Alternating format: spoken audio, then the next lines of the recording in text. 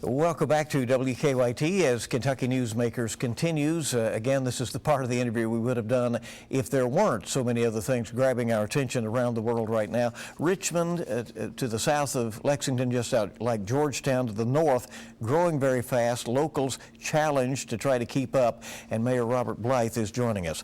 And before we just dive into that conversation, one more thing about the COVID-19 response and situation.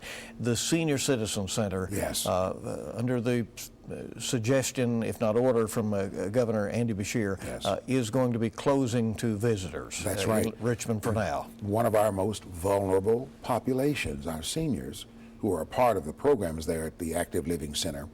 We want to try to protect them. Again, as I said a moment ago, that we want to be sure that we provide situations, opportunities where they will be safe and their health will be of utmost importance. But there are some services that are provided by that center which are off-site. And even for those persons who are enrolled, and no cost, but who are enrolled in the programming and receive daily meals, that meal service will continue. And they can either, I think that some of that will be delivered, some will be for pickup, as we understand it. This involves about 8,000 meals a day across the country, the state. All right, and you have, by the way, it's a beautiful new senior citizen center there, and people are just getting used to it, and now they're kind of locked out for a while because of this unfortunate situation. I believe that the attendance and participation have at least doubled. Now, the center director says it's tripled. But folks would come in and see the place and just go wild and wanted to be a part of what was happening there. Mayor, it's a good challenge to have with growth and new businesses moving in, but you know, it's also a challenge to keep up with the new development and deal with pressure from some who want annexation. What do you face right now in Richmond? Well, we don't have so many annexation matters before us.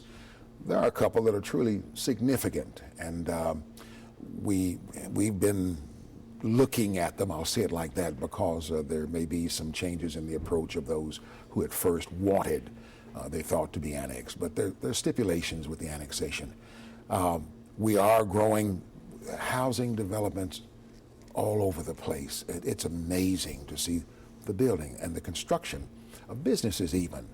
We have in our industrial, and I want to be certain that we understand, yes, we talk a lot about our industrial parks.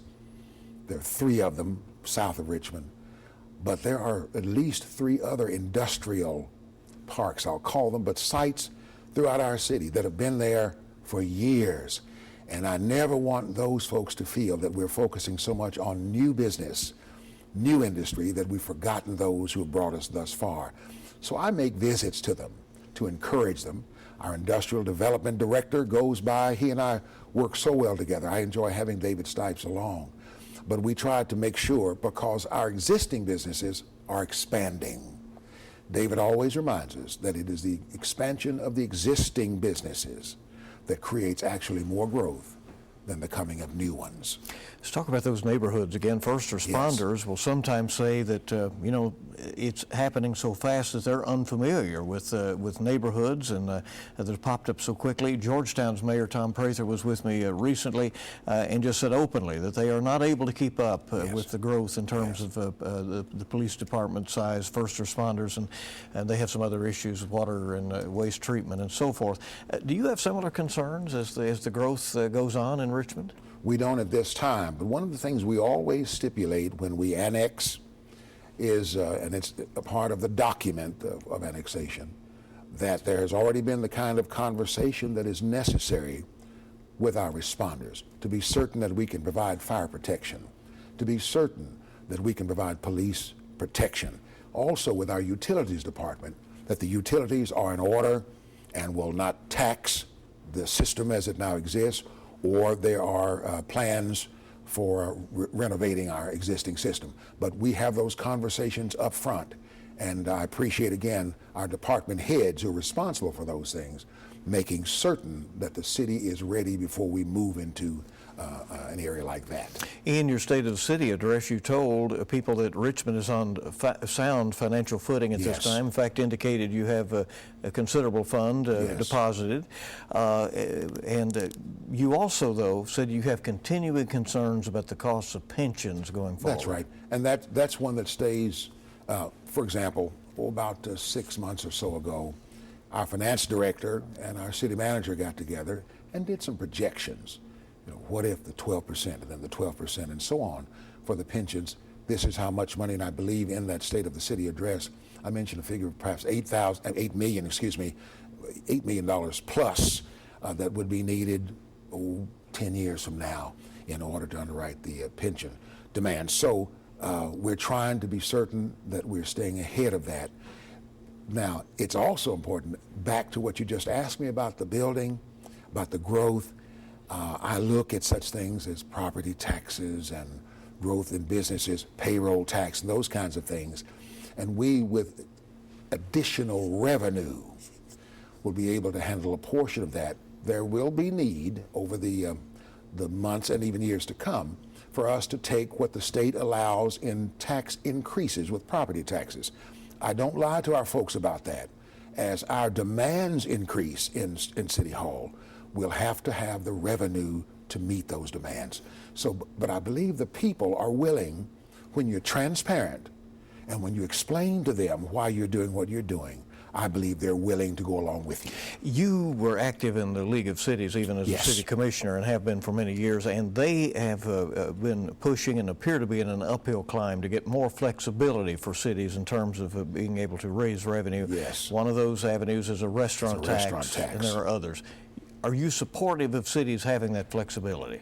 Yes, I am, and I'm just concerned. I believe, first of all, and I have to say this right, I love all of our cities. Some of the cities of classes that were beyond second class at the time, I believe some of those cities may resent a bit that those larger cities might have the same opportunity they have. I hope not. But we need the revenue. And it would be earmarked. It wouldn't just be revenue to play with. There'd be specific projects for which it could be used. And certainly with tourism and some needs we have in that way in Richmond, we could use that tax. There recently was a lively meeting about a new cable provider has come to town, and some residents complaining about some disruptions in their Yes. neighborhood, and the city is trying to work with them and address that. Yes. I was out for a ride in a particular neighborhood yesterday, and then again a few days ago, because of the complaints of neighbors registered at our most recent commission meeting.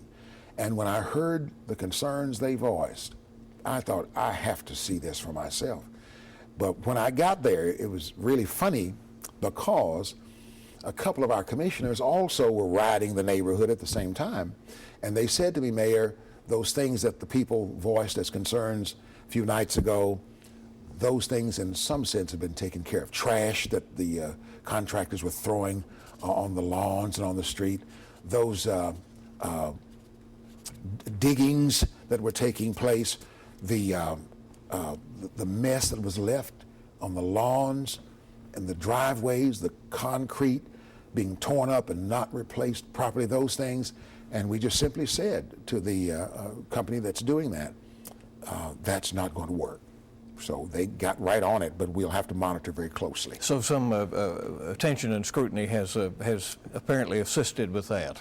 The light has been turned on, Bill. Mayor, the homelessness issue, long been on the radar in Yes. Lexington, now a growing issue in Richmond, and I understand there are efforts to try to address it. I am overwhelmed by the response that we received to a forum that we had last year on September 30 on homelessness in Richmond. Since that time, there's some folks, volunteers in Richmond, who undertook the Room in the Inn project, which every night had a church that was open and available for folks who were homeless to check in at the check-in center, which is an office that was provided by the city of Richmond because it was an unused office. They check in, the church is contacted that those persons are on their way or they're given transportation. When they arrive at the church, they get an evening meal.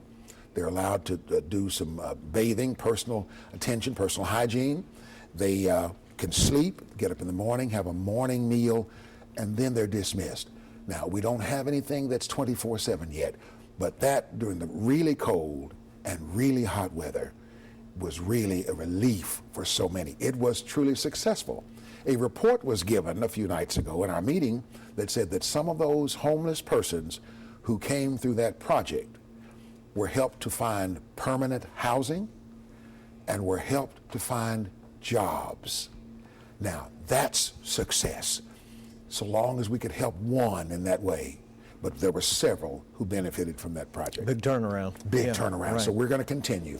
Mayor, you refer to something you call greater greatness Yes. for Richmond, and this will be our final question here. What do you see in the future? What would you like to see that would lead to that greater greatness, as Yes. you say? We have what is, in my opinion, one of the best parks systems around. Crown Jewel, our lake, our park that is around the lake. We have growing industrial presence, but our industrial presence is somewhat varied. It isn't all in the same pocket, such as automotive and so on. We have an education system, both public education and the university in Richmond, that are exceptional. Our public schools, Madison County Schools, gets awarded for its accomplishments. Wow! And when I see people at meetings such as Rotary and Kiwanis and some of the other meetings, and these people walk up to me and say, now, I'm from Wisconsin, but my husband and I decided we're going to retire here. And I ask why, and they think, oh, it's so nice, the people are nice, there are opportunities, our focus on the arts, that's important to many people. That's some of the aspects of Richmond that makes me say we're poised for greater greatness. We're great now, we're a great city, but I think there are better things to come.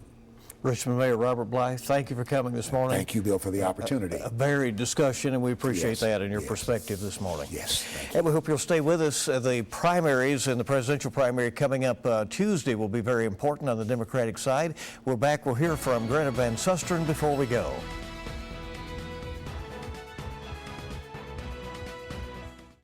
Welcome back to Kentucky Newsmakers. The race to the White House grows fiercer by the day, and Senator Bernie Sanders is struggling to navigate the latest Biden wave. Our national political analyst Greta Van Susteren covers it all. Hello, I'm Greta Van Susteren, and here is your full court fast break. The winds keep rolling in for former Vice President Joe Biden. Already in the lead, on Tuesday, he left Senator Bernie Sanders in the dust. Biden had blowout victories in 4 of the 6 nominating contests. That includes the biggest prize of the night, Michigan. And it's more than a delegate-rich state. It is one Senator Sanders won in 2016 and one he needed this year to stay competitive. Sanders did win North Dakota, and we are still waiting to see who will triumph in Washington. Even if Senator Sanders squeezes out a win there, he will have to fight to catch up in the delegate count. Things are not looking good for him. 4 more states are holding primaries Tuesday: Arizona, Florida, Illinois, and Ohio. Sanders lost all of them in 2016, and he's not polling well in Florida, where there are over 200 delegates up for grabs. But all hope is not lost. The progressive senator has Sunday's debate to reignite his base and win over undecided voters. This will be the first debate with the 2 frontrunners one-on-one, so there will be plenty of time to take Biden to task. And do not forget, Congresswoman Tulsi Gabbard will not be on the stage, but she is still in the race. Want more full court press? Tune in Sunday. We bring politics home, covering the national stories that impact you. And remember that you can catch Full Court Press with Greta Van Susteren. It will be coming up this morning at 11:30 here on WKYT. And don't forget, we'll, of course, continue our coverage of COVID-19 and all of the latest news on our newscasts throughout the week ahead and on WKYT.com. Thank you for joining us for this edition of Kentucky Newsmakers, and we'll see you bright and early this week on WKYT this morning. Make it a good week ahead.